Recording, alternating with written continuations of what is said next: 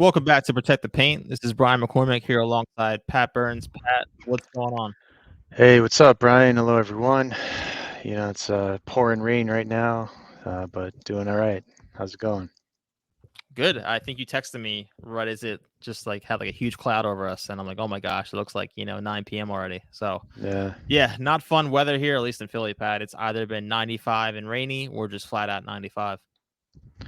yeah, same here in New York. It's summertime, I guess. Modern day global warming summertime, at least. So we'll have to get used to it. Yeah, I never wished summer away so badly in my life to this point, but not that I want summer to end. I do. I will miss the late nights, the sun going down, around 8:30, 9 p.m. But I just can't Yeah, take this heat anymore, dude. We actually walk our son. He has like a little like car that we push him in every morning, and it's like 72, 73 around 9 a.m. here, and it feels like 90, 92, 95. Man, it's just horrible, like how humid it is. yeah. I mean, when you have the humidity on the East Coast here, it's bad no matter what. What time of day or night it is. You get one or two good days where it's not as humid, but then when you're in the sun, it's too hot anyway. So, but soon enough, fall will come, right? Football start. We'll get to wear whatever we want. Yeah, Pat, if you want to start a new ice bucket challenge, I'm all for it, brother. Just let me know and we'll just pour ice on us next episode. I'm good on that. I'm good with the air conditioning, but I'll cheer you on, man, There we go. if you want to give it a Oh shot. man.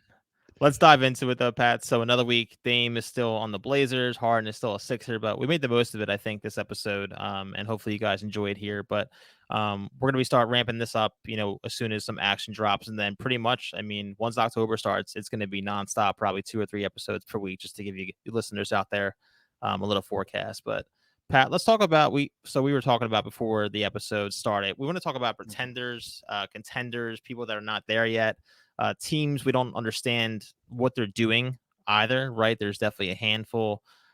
So contenders, I know you made a list, Pat. I want to share at least a handful of teams that I would put in the contender tier here. Teams that I can realistically seeing, hoisting that trophy up come June of 2024. I think the obvious three, I think we'll both agree on, is the Nuggets, Celtics, and Bucks in whatever order you want to put them in. Yeah, no, they're all definitely still contenders. The Bucks re-signed Middleton. Um, Boston just re-signed Jaylen Brown today. So they're going to reload and try again. They were really good this year. Why not, load up again and be good next year? The Nuggets, um, no reason to believe they won't continue what they did in the playoffs this year in the regular season. They're the favorites in my opinion of those three. Yeah, but I agree. I may throw in the Suns to the to make it top four, and maybe just out of the top four, the Heat, obviously, right? But let's say let's leave the Heat out, and I'll throw the Suns in just because I like the moves they've made since getting Beal. I like the way they're rounding out the team. I consider them a legit title contender at this point. So Now, I agree with all points there. So to share my entire list of contenders, Pat, again, no oh, particular order. okay. Um, no, because I want to see what you had too. Because I thought you were gonna give me a rough time about the Suns, but I think the Suns are definitely in there. They actually rounded out that roster nicely, made the most of. I think they had about 16 million or so to spend after getting Bradley Beal. They added about 5 or 6 effective players, off the bench. So I actually see them having a great season. Barring health, you never know with Kevin Durant anymore. I'm wondering if they also shop Aiden around again for the 87th time come February. But no, I think they have a great team. I like what they did this offseason. I was not expecting them to have a better bench than the Sixers, for instance, right? Shout out to you Sixers fans just like me. But my contender list in full was the Nuggets, Celtics, Bucks, Suns, Lakers, Warriors. And then I put in Miami with an asterisk as long as they get Dame. I like that list. I wouldn't put the Lakers in contenders just yet. I would put them maybe in the rising category, two contenders, if that makes sense. But I would put the Heat in before I would put the Lakers in. That's my only disagreement. Um, I do like the moves the Lakers have made as well, but LeBron never has been able to really carry a team by himself completely. The style he plays with, he does need a strong team around him. So we'll see if that's enough for them to be a real contender. We'll see. Yeah, I had to push back a little bit, Pat. I'm a little disappointed Okay, here. This is our first good. disagreement today, but this is why we do it. No, I mean, I don't. The Lakers, I would not put my money on them to win. I would rather take the Nuggets or the Suns, honestly. But I'm Yeah. looking at the rest of the West, and there's a lot of question marks. Like the Kings, I'm not sure if they're gonna go up again, make that next step towards being an actual Finals contender. They might get bounced out, second round again, or what was it, first round against the Warriors? Like that's how tough it was, right? They So I'm they not sure did, what they're yeah. gonna do. I mean, Yeah, they and pushed I the like that Warriors to team. 7 games, though. It was really a lot of Absolutely. those players on the team's first playoff experience, right? So, um, you're right. They're unproven though. So I understand your point completely. Yeah, if you're For betting sure. money, yeah, that's a different conversation. I think, right? Absolutely. If we're speculating, that's one thing. But if you're talking about putting money on it, I agree with what you're saying. You want to be a little Yeah, I more guess what I want to add, conservative. Pat, is like if this was any other year in the West, I would be fully on board with you. But it's like you look at the rest, right? So you have the Kings, who knows what they'll do if they'll actually take that next step. You talked about the Warriors. Are the Warriors going to have two squads again this year? The home Warriors and the away Warriors, right? Yeah. And I know they had a Chris Paul, and that's definitely a huge addition for them over Jordan Poole. But that's what I'm wondering because everyone besides Draymond last year forgot how to play defense, and it's hard to ignore that for me when I'm in my head. I'm like, okay, like that's why the Lakers made it to the Western Conference Finals. Yeah. Um, but no, I think the Suns are a better team than the Lakers. I would predict as of right now, I'd probably go with Vegas and have the Nuggets and Suns in the Western Conference Finals. But I have to have the Lakers there because I think they added every piece back that they needed. Austin Reeves, I'm not sure how he got paid, what, $56 million for 4 years with the market that's going on right now. Jeremy Grant's making almost, triple the amount of that. So yeah, I like the Lakers a lot. I'm not saying they're gonna definitely win the championship next year, but I think the Nuggets, the Suns, and the Lakers are probably my top three for the West next year. With the Warriors fringe 3-4, I'm just not sure what they're gonna do. Yeah, no, that's completely fair. I don't necessarily disagree. I mean, the biggest hurdle for the Lakers might be making the playoffs, and the Warriors, right? Since they like to seem to last year at least take the entire regular season off and then just start playing once they get to the playoffs. So, hopefully they win their play-in game and then make a run to the Western Conference Finals again.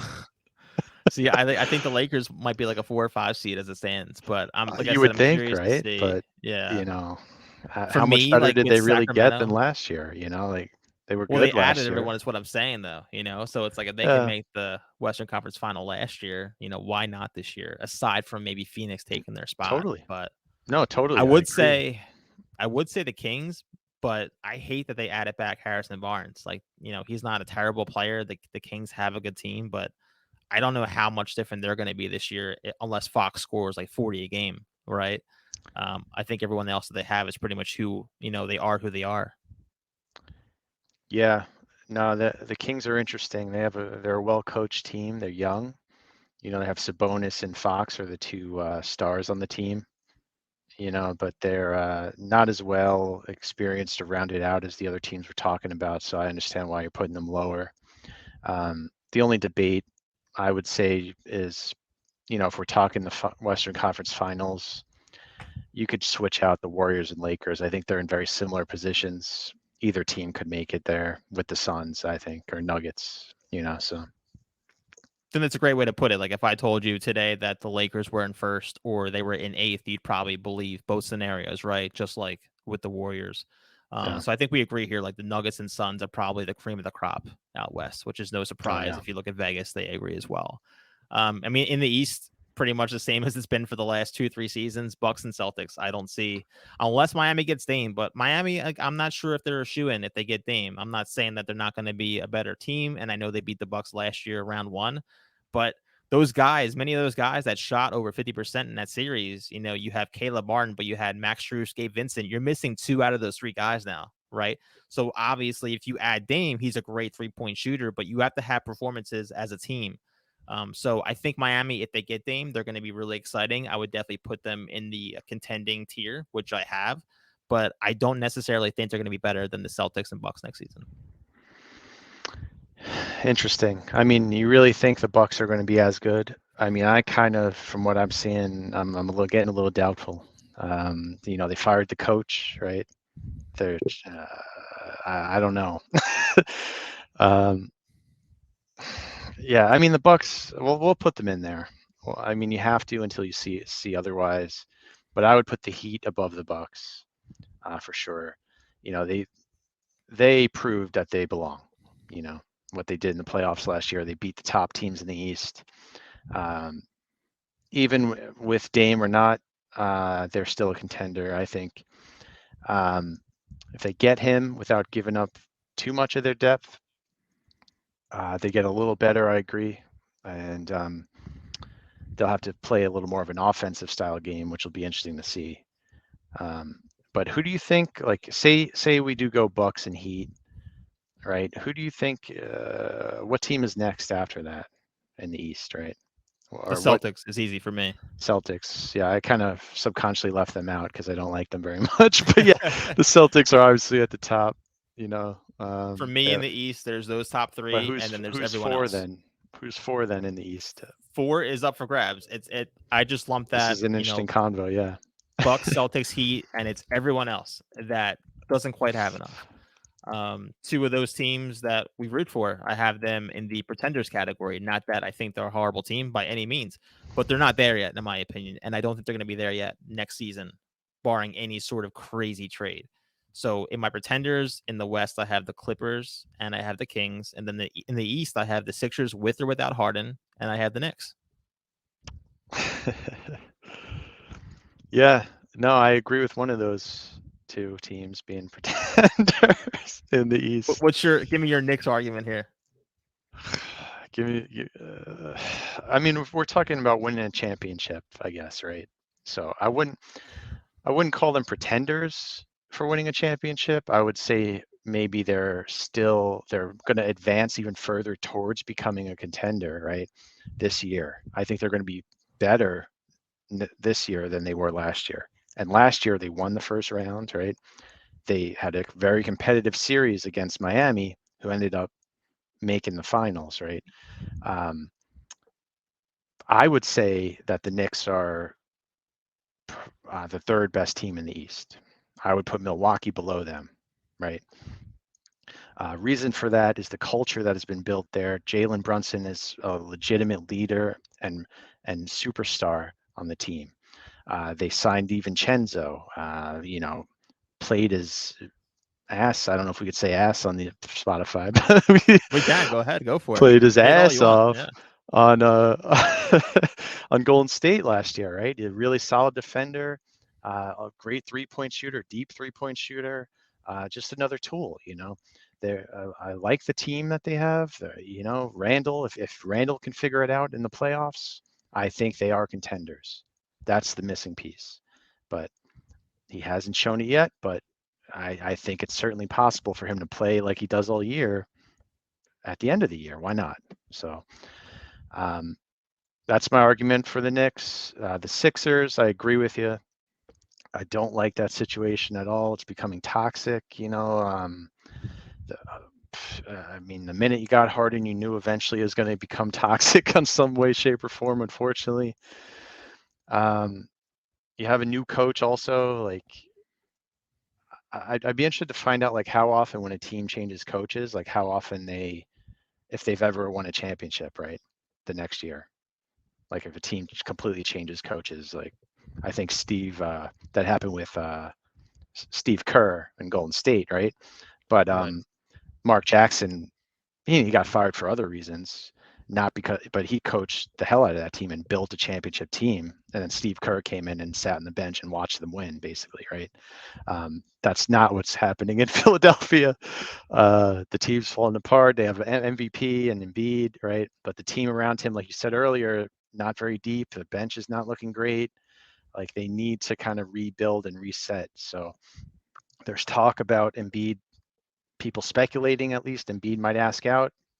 Who knows if that'll actually happen or not? But it'll be interesting to see. I think the Sixers will be interesting next year, right? If they're going to show progress or they're going to really regress. They could go either way, in my opinion. So Yeah, for me, I think I'm at the point where I'd rather just not bring Harden back and just get whatever assets that you can and just treat this season as a bridge year. And you're selling a beat, hey, like this is going to be, a bridge year. We're not going to have much expectations. But since we did not offer Maxi the extension this offseason and we're doing that next offseason, we open up a new max slot contract, a spot. So you can sign Maxi next offseason. You can sign another max player in that offseason as well. And then you can build from there. That's where I'm at. I really, at this point, Harden doesn't do it for me. He can play like an all-star and he can play like a scrub, right? I don't care if he's averaging 10 assists per game. If he's giving you 7 points in a playoff game, I'm just done with that. Like, you need more consistency. I'd rather have a Zach LaVine any day of the week, and people are really down on him, going into the season too. We'll get into the Bulls too, because they made one of my crazy categories that you'll love here too. But that's where I'm at with the Sixers right now. I just don't know. I'm looking at the situation. Harden prefers to go to the Clippers, which on the surface, okay, like you want to play with Kawhi, you want to play with Paul George, but they're both due contract extensions next summer. So if you're the Clippers and either one of those guys gets injured for the entire season or most of the season, right, and they miss the playoffs or they're not healthy in the playoffs, if you're James Harden, why would you want to hitch your wagon to that team? Right? Like instead of just going out there and performing well with the Sixers because you are a good fit there, at least in the regular season, you can boast your contract level for next offseason. You're going to LA and they can just scrap the entire thing next summer. And you're back in this situation, right? You're taking a risk that you're going to fit in LA. And look, he's a good player. He might average 10 assists over there too, but that's just not a scenario for him where I'm like, oh, that's a dream scenario for you to go to and you're going to get paid no matter what. That's a huge risk that he's taking. yeah, it's almost like he doesn't believe in himself or something. I don't know. Like he went to Brooklyn to team up with Kyrie and KD, right? Now he's trying to go to LA to team up with Paul George and Kawhi. Like, why not bet on? I agree with you. Bet on himself. Go all in to try to win in Philly. I think they had a real shot last year. They blew it against Boston. They probably should have won that series, I think. Yeah, they're up 3-2, right? Yeah. Yeah, they completely blew it. But why not look at that and say, okay, let's try again? And no, it's a shame, but it's almost like he doesn't want to bet on himself. So Yeah, I mean, I like Daryl Morey in his press conference saying, to Sixers fans, don't worry about the roster in July. And I agree wholeheartedly with that statement. And what else are you going to say anyway at that point without giving up some sort of leverage publicly? However, it seems at least right now, initially, that in the midst of Harden and his issues with the team and with Morey, the Sixers brass kind of just let this offseason get away from them. I'm not saying they were going to go out and make a huge splash, right, as far as signings, but their bench got even worse. And their bench has been a huge issue for the last 4, 5, 6 years, as long as they've been in that contending conversation. So I'm curious to see what happens. I don't see Harden playing for the Sixers. I think he would sit out in that scenario, at least until October, November, and then see what happens there. Morey's not going to shift his belief. He wants to have 2 stars at all times on his squad, and I agree with that. But at some point, it's like, all right, we have to just sort of just move on. Give Tyrese Maxey a little bit more, openings in offense, maybe initiate some more offense as well, too. And give Embiid some peace of mind, too, because this is the second straight offseason, as we pointed out last episode, that his leading ball handler wants out, right? So I was talking to one of my Sixers buddies, a good friend of mine, and, the only pivot that you can have right now if you're the Sixers to stay in the championship conversation, again, not saying this makes them the favorite, but you have to go for an older star player, right? So like say like DeMar DeRozan wants out of Chicago.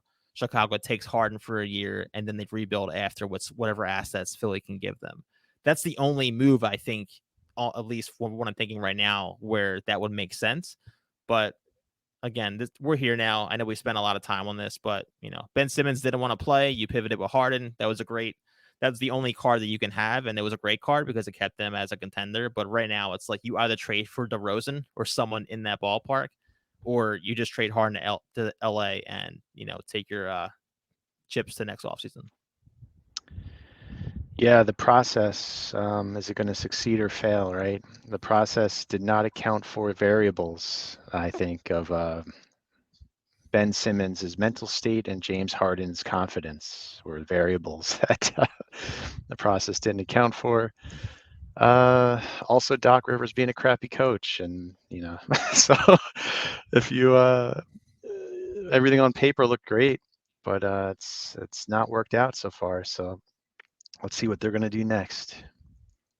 Yeah, we'll definitely be interested to see if Harden's traded by next episode or whatever. I don't think it's going to be The imminent. owner But seems more concerned about throwing like white parties and parties, than he does about.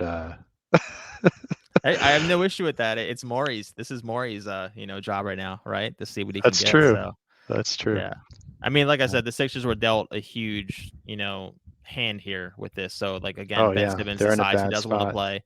Yeah. Embiid calls out Simmons like 5 years after, Simmons does not improve whatsoever on offense. Like, oh my gosh, like boo-hoo, now you want to cry wolf. We can get into that some other time, but what I'm saying is Morey's trying to do what he can, but he was definitely dealt, a bad blow here. And it goes back to, 2018. Like you run that team back with Jimmy Butler instead of choosing Brett Brown and Ben Simmons. Different team, man. You run that back, you So might make many it to what the ifs. finals. Yeah. Yeah, absolutely. Keeps me up at Yeah. night, Pat. Let's move on before I, blow a vein here in But my head. again, they could have won last year. I totally believe that. Absolutely. Even No. despite all that, they could have won, and they with the team they have now, and they blew it. And they could try again, but I don't know. Yeah, my last point of that, there's no way I'm paying Harden that money, when he's 35, 36, 37 years old. So that's why, like, I agree with this move. I wish he had like 2 years left on his contract so they can kind of run it back and see what happens. But yeah, I But don't do know you what's think going if to happen Harden at this point. leaves, like, is Embiid going to re-sign and stay? Is Embiid there long term? Well, I think you have to sell him on that bridge year theory, right? Like, Yeah. hey, like if you can just put up with this for 1 year next summer, and again, I'm not saying this player is available, but like let's go after, next year, Zach LaVine or someone like that, right? Where you have Maxey, you have Embiid, and you have that third guy. Ideally would be a shooting guard or a small forward that can create his own shot, which is what you need to win in the finals. You saw that with Jamal Murray in the finals this year. He was a huge difference maker, while Jimmy Butler did not make his jump shots in that final series. So that's what we get to sell. And I guess internally, we have no idea what's going on behind closed doors. But if you're Embiid and you're fine with that, then okay. But it's also risky all around too, because you can be selling that to him, and then July comes and you swing and miss on all the marquee free agents too, right? Right. Or there's no one to trade for. So, and that's ultimately my prediction, Pat. And I think Embiid would be awesome to watch at the Garden if he was in the Sixer. I love going to New York as well too. So wouldn't be the worst thing for me as a fan here. But long story that would short, be yeah, wild. I don't know who we would trade you for him, but that would be crazy if that happens. Yeah. Yeah.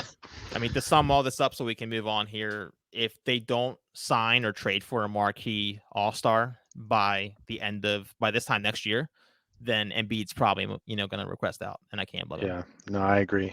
I mean, like you said, he's two years in a row, like the other star on the team has wanted out and caused a big problem for him. So, and he's playing his ass off. So let's move on, Pat, because I can't take this anymore. It's very upsetting to me. So yeah, Clippers. Again, I don't think they have enough. I think they're a pretender. Even if they signed or traded for James Harden, I still don't think they beat Denver. I really don't. wow. I don't even know, because I just don't have faith in Paul George and Kawhi staying healthy. It just seems like those Yeah, guys that's want it. to sit on the bench. Yeah, for I most mean of the year. that's why they're pretenders, is because of the health question. Yeah, I mean, but if they're Right. both healthy and playing, they're contenders, I think. Absolutely. I mean, both of those guys play 60+ games next year. I think they're a second seed at least, but who knows what happens with them. We discussed the Kings already. Let's go to, so I have my not there yet section. These teams are just kind of in the middle, and they need to add a ton more before I take them seriously. So I have the Grizzlies. You have actually, just so I understand your rankings, and maybe the listeners might think this as well. You have pretenders are higher than this tier, are higher than not there yet. Correct. So the pretenders are, because when I hear teams that could pretenders, I be, think they're like not even close. So No, I gotcha. I think for me, in my definition, and again, it's fluid. The pretenders, it's like teams that could be in the conversation or are in some people's conversation, but they're not really going to have a chance to win next year, in my opinion. okay, I got So you I now. can't see those four Okay. teams actually winning the championship unless they add something. I'm not there yet. It's kind of like the NBA purgatory, I should say. So they need to add a ton more in order to be, in that championship conversation. I have four teams in this conversation. So the Grizzlies, the Cavaliers, the Mavericks, and the Pelicans. Yeah, you think they all have question marks. Do I think they need to add a ton to get good? I don't know, right? Like they're made the playoffs or they're close to making the playoffs. Um, I just think it's a matter of them figuring it out and growing. But I see what you're saying. I mean, if I'm talking about a team that really needs to add a piece or two, I think of like the Hawks, right? Um, I think of the Timberwolves, teams that may not even make the playoffs, or with their current team. These other teams you named, I think, will make the playoffs at least, right? And I think you probably Yeah. agree. And so they always have a chance, but maybe again, it's me just misunderstanding the tiers, but No, your I points gotcha. on the Yeah. teams are spot on for sure. Yeah, I think it goes to like the respect of like how top heavy the conferences are, right? So I don't think that's these true. teams are quite there yet, but you're gonna like my next topic, which is what are we doing here? This is my 3-team tier here. You named two of them. So Timberwolves, the Hawks, and I Okay. added the Bulls. Okay. Yeah. So I already named the what are we doing here tier. That's funny. No, the Bulls I agree with. Yeah. I just didn't think of them when I was rounding off the teams, but yeah, throw them in there. Same situation where they have some good players, but are they not going to make the playoffs? It's completely up in the air. Uh, they don't really have any future planned out right now. The Pelicans, if Zion is healthy, is the question mark with them, right? But if he is, I think they had the best record or the second best record in the league at the beginning of the season last year when he Yep. was For playing like, and I he was think the first healthy. 2 months, right? Yeah. Yeah, so maybe they're actually contenders that we just don't know about yet. But It's another one. If Zion plays, is he going to play 23 games this year? We have no idea. there's so many players now that you just don't know if they're going to play or not. It's wild, man. I don't know if I'm liking this in the NBA, but Well, now you have, the first team, second team, and all that stuff. That's going to be based off of games played, which is going to be nice. So oh, that can really affect contracts. That's why Jaylen Brown got paid so much today, because he made the second team All NBA. Right? It would have, he would have still got paid heavily, right? But he's not making 300 plus million for 5 years unless he makes that team. I'm hoping that, along with the anti-flopping rule, I think that's going to really help too. I saw you'll love this too, Pat. You'll appreciate that I actually saw this and I'm bringing it to the show. At per Vegas, the odds, LeBron is the favorite to have the first flopping violation against him. Yeah, LeBron is a flopper. It's been his whole career. I don't know if he'll be the first. I mean, there's an even bigger flopper named Trey Young. I'd put my money on. I think it's like Trey Young literally, if he did not flop, right, he wouldn't be in the NBA. So let's see how he does next year. Let's see how he does. So yeah, the Timberwolves are paying 3 centers $100 million combined next season. Again, what are we doing here? If I walked into a team meeting, that would be the logo, the message on top of the whiteboard. The Bulls, Levine, DeRozan, Vucevic. I have no idea why you even resign Vucevic at that point. He's a good player, but you're not going anywhere. It's time to blow that up. And the Hawks, I think out of all teams that are like fringe playoff spot teams, I have no idea what they're going to do in the future. They seem to not even have a blueprint at this point. Yeah, the Hawks are going to suck next year. Trey Young is going to, probably be cut by the end of the season and be playing in Europe, hopefully. And the Bulls, the only thing I'll add, the other thing to throw in there is like Lonzo Ball may never play again, right? So that's also going to hang over the team. He was a major part of what they were building. Gone. So they need to rebuild at this point. So unfortunately. I love that Trae Young in Europe. That was awesome. Just tell me how you really feel, Pat. Be a little bit more unfiltered here. I could be if you want, but I don't want to sound too off the rails. Let's move on from the Hawks. I don't want to, press that nerve again. I'm sorry about that. Lastly, I didn't do all the teams in tiers because teams like the Spurs, like they need time to build. Like anyone can see that, but I did have they're at the three. bottom. Yeah. I had three exciting playoff bubble teams that I'm most excited to watch. I wonder if there's Okay. another team that you would add here.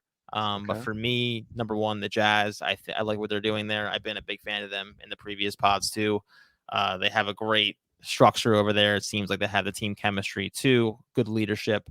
So I'm excited to see what they do. I think they could make the playoffs in the West this year, whether that's playing or a straight, 6-7 seed. I like the Thunder as well. So, I mean, the Jazz and the Thunder, I think they have half of the NBA's first round picks for the next 6 years. At least that's what it seems, right? And then Brooklyn. So I'm just excited mostly for Brooklyn because of Mikal Bridges. I want to see if he turns into like a 27, 7, and 7 type player. They're definitely going to most likely trade away some assets before they start building something, legit. So they'll probably trade Dinwiddie and such next offseason. But yeah, really excited for those three teams. Are there any other teams within that bucket that you would add? Yeah, I could think of a few. I mean, points about those teams first, though. Like Brooklyn, I would put above the other two teams. You didn't mention Cam Johnson either on that team. They are, I think they're still going to be very good. They're going to be mid Eastern Conference, I think. In fact, and I'm not a Nets fan at all. So the other two teams I could see, like Oklahoma City, they are definitely making the playoffs. They have a star in Gilgeous-Alexander, Chet Holmgren. He's going to actually get to play this year. He's looks really impressive. People are saying he might actually outplay Wembanyama, so we'll see. We'll see about that. They have a lot of other good young players on the team too. The other teams I put in the same category. One is Dallas. All right, I'm not very high on Dallas. They have Luka and Kyrie, and then that's it. Can the two of them figure out how to win, playing basically the same position? I don't have a lot of faith in that. But they could still possibly make the playoffs, right? And be in the same category as the rising teams, if that makes sense. And the other kind of wild card I'll throw in for fun, which I do kind of believe in this argument, would be the Washington Wizards. Wow. Am I Yeah, hearing this right? Playoff bubble? Am I hearing you, Pat? You're breaking up. you're hearing me right. The Washington Wizards, Jordan Poole has playoff experience. I think he could really be the leader of the team, basketball-wise at least. And then I like the other pickups they made of Tyus Jones and Kuzma, right? I think I could see that team gelling at least and making the playoffs and set themselves up well. So. Well, I think Jordan Poole is going to have the green light on every possession. He could score 40 a game, but he's probably going to allow 50 points a game on the defensive end. So Yeah. I'm not as high on the Wizards as you. Let's just put it that way. I think they're going to be a lottery team. Maybe. I don't know. You don't necessarily have to play defense to make the playoffs these days. It's true. Just look at the Warriors last year. Right.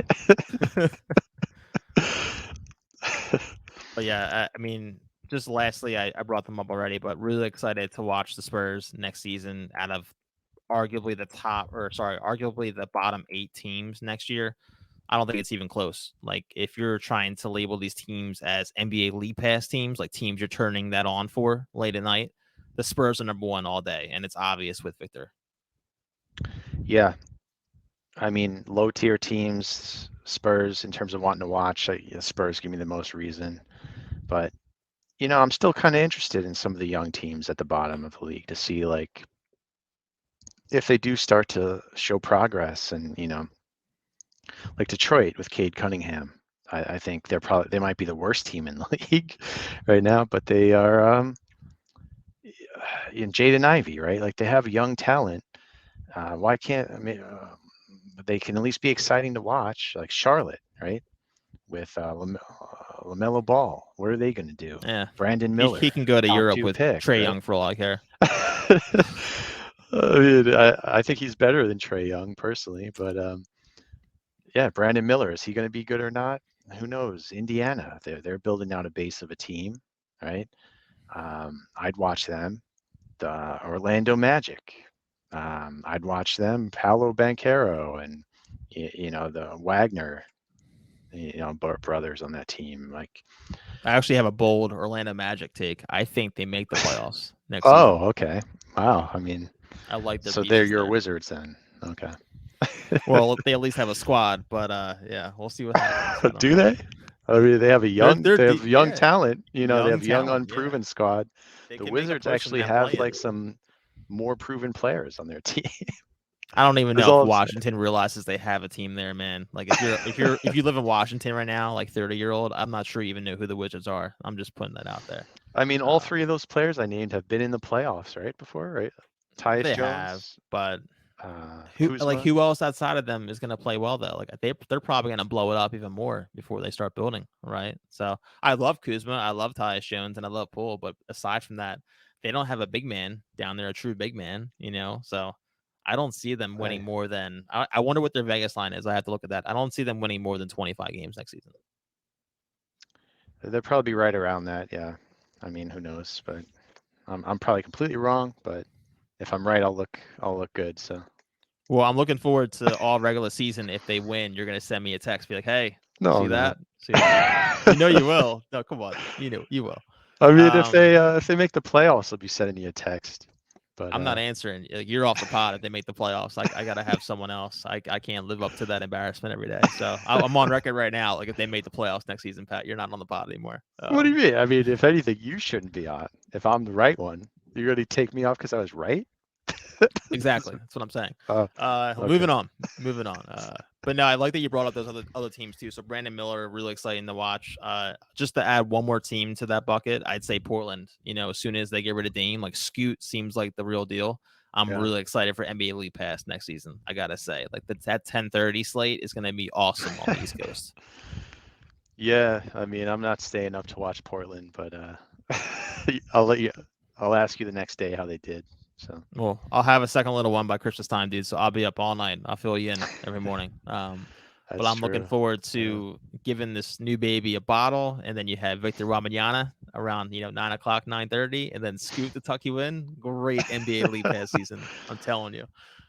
Yeah, no, there's a lot of exciting young players in the NBA now that will be fun to watch. So I agree. I agree with you there.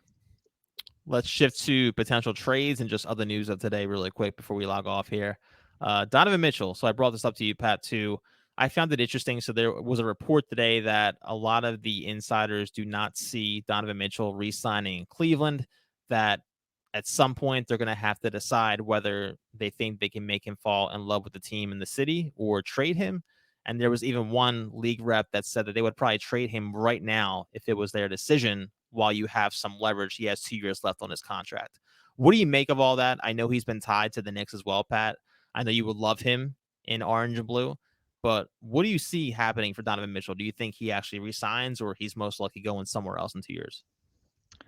Yeah, it's a weird situation, right? Like what happened last offseason, like he basically thought, and he said this on a podcast or something, he thought he was going to the Knicks, right? And was excited for it. And the Utah Jazz decided to, out of spite, not trade him to the Knicks because they didn't like how the Knicks were negotiating for him, apparently. And he ended up getting traded to Cleveland, right? For probably lesser of a package, in my opinion. So he not necessarily that excited about being in Cleveland. Then not only that, on top of that, they lost to the Knicks last year in the playoffs, right? That makes the situation even more interesting, I think. Doesn't help. They lost to the team. Everyone's speculating on where he wants to be, right? And he didn't necessarily look like he was treating them as adversaries that whole series. It was a very respectful series. I was watching his body language and how he was interacting with the players. He looked friendly, to be honest. So um, I believe the smoke that he wants to be in New York. I do believe that. Is he going to wait the 2 years and then just sign in New York? I think that's probably what's going to happen. That lines up with the Knicks plan also.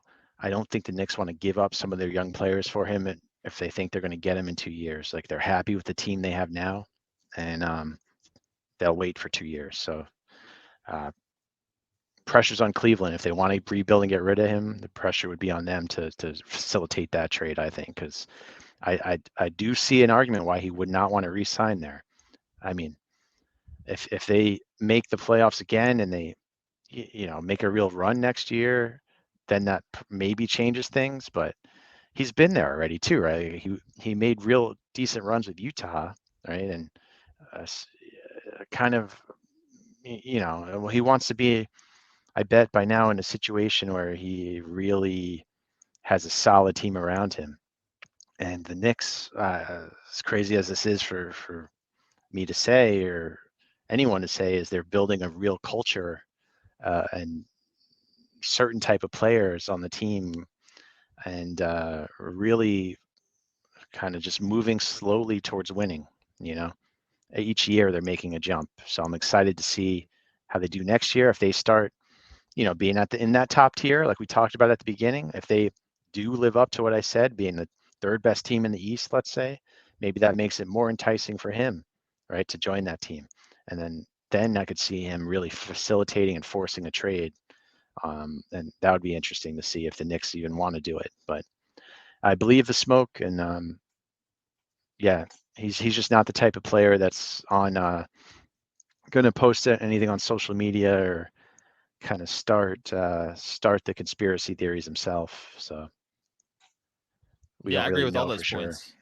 I think a year from now was when it's really going to get interesting because then he could really start the stopwatch on Cleveland's brass, right? And say, hey, like I'm not going to resign when it comes July next season, right? So that's when it's going to start getting tricky. You're going to have teams give out their best packages to get Donovan Mitchell, and to the point of being linked to the Knicks. Like if you're the Knicks, like are you going to offer your best package, or are you going to say no? At that point, we're going to get him in a year anyway. We believe that. So while we give up 4 or 5 talented players with picks just to get him when we can get him for free in a year. So I'm looking forward to that next offseason with Mitchell because I don't think he's going to resign in Cleveland. I thought that was one of the weirdest trades I ever saw because I'm not sure that he wanted to play there to begin with. They're not a terrible team. They made the playoffs, but they don't have much going on for them, in my opinion, outside of Mitchell. I'm not a big Darius Garland fan. He can score the ball at will on certain nights, but you know how I feel about the small guards. Like defensively, come playoff time, different animal. And you saw the Knicks, take advantage of that too. So yeah, I think Mitchell most likely ends up with another team. I don't think that Cleveland trades him right now. They're probably going to take their chances and help him fall in love. Maybe they add an addition to the team and maybe convince him to stay. But if I had to put money on it, he's probably going to be a New York Knick, by 2025. That'd be great. I mean, I think he's a great player. The only thing I'll say on Cleveland is if Evan Mobley, they're kind of banking on Evan Mobley stepping up and becoming like a superstar, which is possible. So if that happens, like maybe they'll improve. But Yeah, everyone's waiting for that. I think he's in, uh, the most improved player conversation. The odds reflect that as well too. If he can add just some sort of consistent jumper, like making 6, 7 jump shots a game, it's over. I mean, that's a completely different ball game. But he had too many games last year that I watched, and I know, he's still very young. He has time to flourish, but he had too many games last year where he had like 9 rebounds at half, but he had like 2 or 3 points, and it's like, come on, like you got to, be much more of a threat, a consistent threat than that too. If I had to forecast what would happen with Cleveland, I think they get rid of Jared Allen and get that contract off the books. They let Mobley, have more freedom defensively and offensively within their game plan, and then you can go from there. But I agree with you. If he can somehow improve to a fringe all-star next season, it might be a different conversation when it comes to Mitchell. yeah, Mobley and Allen were absolutely bullied by the Knicks in that playoff series. Like, What did Allen say? That the lights were oh too my bright? God, man. Like they were like, it was embarrassing. Like Randall and Mitch Robinson were just like treating them like children. So um, unless they figure that if they get bigger, I don't. Jared Allen, like he's center, but he is kind of lightweight, so he might not be the right fit. So I agree with that. Maybe they should trade Allen and get more of a conventional, like bigger, stronger center. So we'll see. Moving on real quick because I'm almost tired of talking about this too, Pat. We'll keep this segment quick, I promise you. But Dame Lillard, I don't see him going anywhere but Miami. I don't think any outside team is going to offer anything for him, of worthwhile value. Not that they can't. The Jazz, we mentioned the Thunder, for instance, they have half of the NBA's first round picks for the next 3-4 years. I don't see that happening. I see Dame forcing his way to Miami, whether it's today or it's, early October. I would be shocked if he's not in a Heat uniform by the start of the season. Yeah, I mean, he seems to have all the leverage, right? So if he gets traded, it'll be to Miami. If not, he'll probably sit out in Portland or play in Portland and until they find a trade for him. So yeah, I just can't imagine paying him $60+ million when he's 36. Which, speaking of, let's get to Jaylen Brown real quick too before we log off here. So about 3 hours before we logged on here, Pat, Jaylen Brown signs a 5-year, $304 million extension. Wow. Just wow. Like, if you talked to me about 10 years ago and asked me to predict the player that would sign the first $300 million contract in the NBA, I don't think I would have thought about Jaylen Brown whatsoever. Like, this is nuts to me. Even 5 years ago in that conversation. Year one, he's making 52 million. Year two, 56 million. By year 5, he's making just shy of $70 million. Absolute insanity. I'm happy for him. I think he's a good player, but that's a lot of money. And some people might disagree here and think it's a hot take, but I could not pay a guy $300 million if he's not even in the best 15 players in the league right now. I think he's outside that top 15. So, I mean, the reason why is the reason? I guess what reason is it that these players' contracts are skyrocketing, throughout their careers, right? Like not even compared to them doing better, but just like compared to other players who are at their tier in the past, they're just getting so much more, right? My question is, why don't our salaries do that during our careers, that would be right? amazing. I was Like gonna say, if like, the place you're you working almost made, at yeah. becomes more profitable, why doesn't your salary go up? That's my question. But good for him. I agree with you. I wouldn't put any money on him being the highest paid player in history or the NBA, especially the year after he was exposed for not being able to drive with his left hand. But here we are. He'll have to learn to dribble with his left hand now and live up to the contract. So good luck to him. Yeah, I can't believe that number. Staggering. It's $65 million year 4, $69 million year 5. And I saw a comparison right after I saw him sign this. Luka signed a 5-year, $207 million extension that began last season. So if Brown is going to make $300 million, wow, not this season, but the next more. starting, what does Luka make in 5 years for a 5-year contract?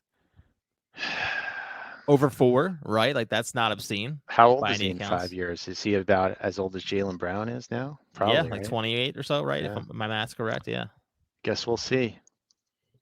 You might see Maybe Luka sign 100 for million per year. More likely though, it'll be like we'll have a huge collapse to our economy and he'll make like $2 million a year. That's probably more likely. So I gotta say he's probably gonna sign for 450 in 5 years for 5-year contracts. yeah, I'd say. I Like, by mean, 2028, that's not obscene. if there In my even is an opinion. NBA, so Oh, there will be, unless there's some sort of like LIV golf around here where they're offering these players 100 million to come over to Germany or whatever, right? I So bet in 5 years the top team will be the Harlem Globetrotters. there you go. I like that prediction as well. Too. He'll be playing on the Harlem Globetrotters in 5 years. I like that. See, like you're having these crazy predictions today. So the Harlem Globetrotters, the Wizards making the playoffs. But yeah, Trae Young's playing in Europe. Don't forget I that love one. it. Yeah, I'm gonna write all these down and we'll make a post about it too. But as always, Pat, I appreciate you hopping on here, brother. Hopefully, we'll see some more action as far as trades and momentum and signings, in the next month here. before we get into the regular season talk as well too. But as always, guys, thanks for listening. We're on Spotify and Apple Podcasts now too. So if you're on one or out the other, you always have access to us here. Drop us any questions below in the comments or any topics you would like to see us discuss. And yeah, attack Pat regarding his Washington Wizards playoff prediction here. I will love to see that. So yeah, go ahead and attack if you want, but before you do, just also hit like and subscribe on YouTube. So thank you, everyone. that's all you have to do. All right, Pat, appreciate it, man. Let's log off here, and I'll see you again next week. All right, man. See you then.